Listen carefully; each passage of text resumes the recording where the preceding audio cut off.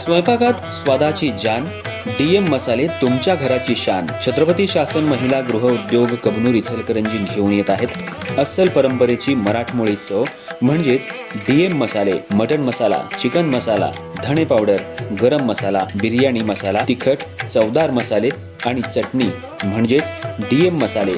तर आजच आपल्या जेवणाची रंगत वाढवण्यासाठी केमिकल विरहित डीएम मसाले, गृहिणींच्या मनातले मसाले आणि चटणी अवश्य वापरा.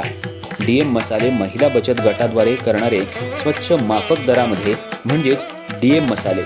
संपर्क दिव्याताई मगदूम, मोबाईल 91 30 80 22 55.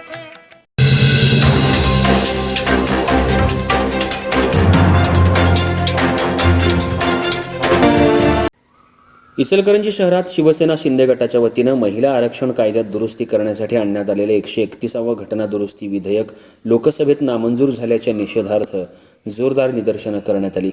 शहरातल्या शिवसेना कार्यालयाबाहेर जिल्हाप्रमुख रवींद्र माने यांच्या नेतृत्वाखाली कार्यकर्त्यांनी एकत्र येत तीव्र नाराजी व्यक्त केली. लोकसभेत या विधेयकावर 2 दिवस सविस्तर चर्चा झाल्यानंतर मतदान घेण्यात आलं. महिलांना संसदेत 33% आरक्षण देणाऱ्या कायद्यात दुरुस्ती तसंच डिलिमिटेशन्सशी संबंधित तरतुदींवर मतदान झालं. या मतदानात विधेयकाच्या समर्थनार्थ 298 मतं तर विरोधात 230 मतं पडली. मात्र अपेक्षित बहुमत न मिळाल्यानं हे विधेयक मंजूर होऊ शकलं नाही. यामुळे महिला सक्षमीकरणाच्या दिशेनं मोठा धक्का बसल्याची भावना व्यक्त होतीये.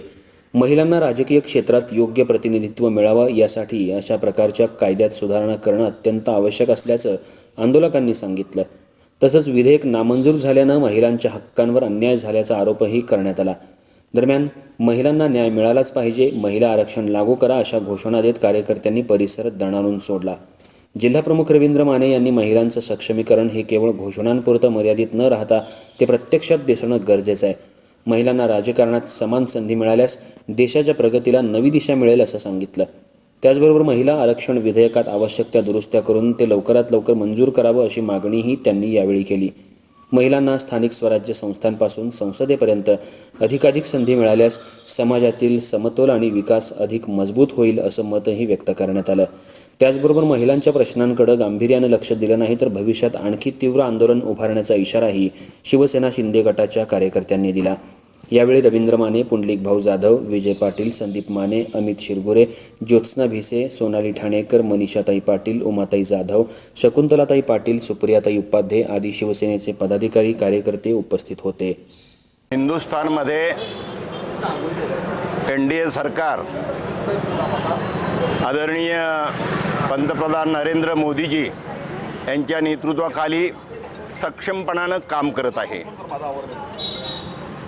खरं म्हणजे पंतप्रधान नरेंद्रजी मोदींनी नारी शक्तीला ताकद देण्यासाठी आणि एकूणच देशभरातल्या हिंदुस्थानातल्या सगळ्या महिलांना सक्षम करण्यासाठी नवीन नारी शक्तीचं विधेयक, त्यांचं प्रतिनिधित्व सक्षम करण्याच्या दृष्टिकोनातून विकसित हिंदुस्थानला नारी शक्तीची कशी आवश्यकता आहे त्यातला एक अतिशय महत्त्वपूर्ण विषय म्हणजे कालच्या परवा दिवशीच्या अधिवेशनामध्ये जे विधेयक आणलं ते यशस्वी होणं अत्यंत गरजेचं होतं.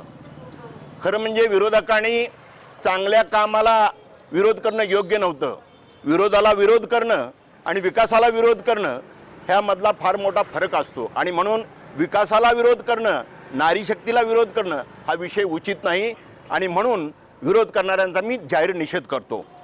खरं म्हणजे आमचे नेते, महाराष्ट्राचे माजी मुख्यमंत्री आणि सध्याचे उपमुख्यमंत्री एकनाथ शिंदेसाहेब या कामकाजामध्ये सक्षमपणानं आपले सगळे खासदार आदरणीय नरेंद्र मोदी साहेब यांच्या पाठीशी उभा करून महिलांना न्याय देण्याच्या कामकाजामध्ये नेहमी विचार करतात, नेहमी आघाडीवर असतात आणि म्हणून त्यांचंही अभिनंदन करतो आणि युती शासनाचंही अभिनंदन करतो आणि मी या विरोध करणाऱ्यांचा निषेध करतो आणि थांबतो. जय महाराष्ट्र.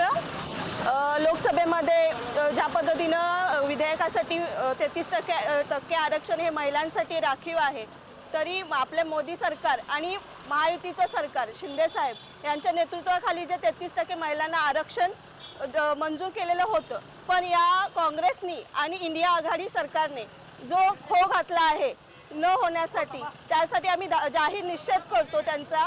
आणि प्रत्येक वेळी वारंवार त्यांच्या सरकारमध्ये असताना सुद्धा, काँग्रेसमध्ये असताना सुद्धा कधीही महिलांच्या उन्नतीसाठी, त्यांच्या सक्षमीकरणासाठी कुठल्याही विधेयक मंजूर केलं नव्हतं.